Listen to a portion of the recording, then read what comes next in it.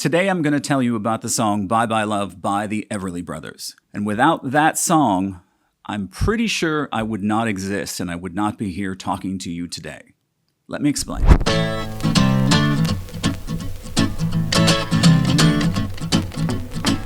Hi, my name is Jason Everly, and this is Vinyl History. Let me tell you about the story of Bye Bye Love by the Everly Brothers. My father's Phil, my uncle is Don. They were listening to Bo Diddley and Chuck Berry, and they saw Elvis. That is something that really, really resonated with them, and they wanted to play rock and roll. They wanted to play this R&B, Bo Diddley, Chuck Berry groove, but they had been raised as country musicians. But they have rock and roll in their hearts. At this point, my father had just turned 18, and my uncle had just turned 20. So they were really young. But again, at that period in time, they really knew what was cool. And that was really important to them. So when they recorded Bye Bye Love, putting this Bo Diddley intro on the very front in open D tuning, for those that don't know, it was something nobody had ever done. You're taking a country song, putting a rock intro on the front. It was something that my father called an incongruous chord progression.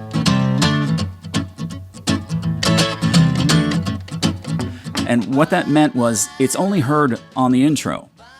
And that is something that hadn't really been done before. Usually it's a riff on the blues track, or just repeating something that was already in the song and then starting to sing. But this was something really, really brand new. And then you have this country, beautiful Appalachian close harmony singing element on top of it.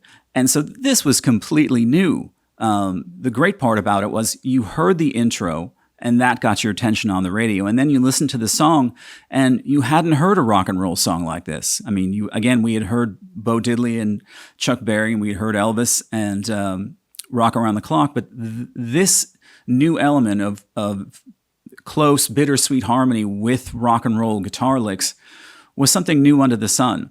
I've often thought in describing the Everly Brothers that they either dragged rock and roll into country or dragged country into rock and roll. Just bear that in mind when you hear these songs. Appreciate the elements, because they were the firsts. All of these were the firsts.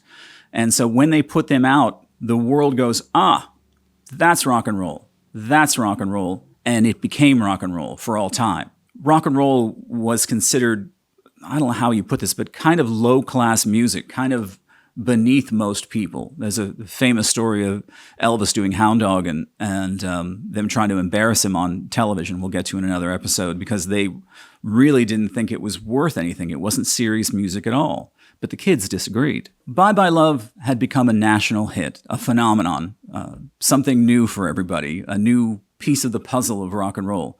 So Archie Blyer, the owner of the record label, called my father and my uncle and said, "Come up to New York. This song has exploded nationwide. You need to get here to promote." So they got on a train, and on the way they stopped in Cleveland. And that's where they met our old friend Alan Freed, the very, very influential DJ in Cleveland, who, again, had coined the term rock and roll some years before. And now it had come full circle. And as they continued on to New York City, Archie went to meet them at Grand Central Station, and he brought along his daughter, Jackie. Jackie is my mother, and that is how my mother and father met at the train station in Grand Central in 1957. And my mother always discussed that my father had said something to the effect of, "If this song is a big hit, I'm going to get myself a new guitar case," which my mother thought was the cutest thing she had ever heard, and was smitten pretty much. So, and through a bit of a courtship after that, they had a child. So here I am. So that's how Bye Bye Love led to my existence, and I'm kind of grateful. I'm Jason Everly. Thanks for watching and listening to Vinyl History. You can also find me on SiriusXM 50s Gold and my show, The Foundation Room. The end. Don't forget to like this video and subscribe to this channel.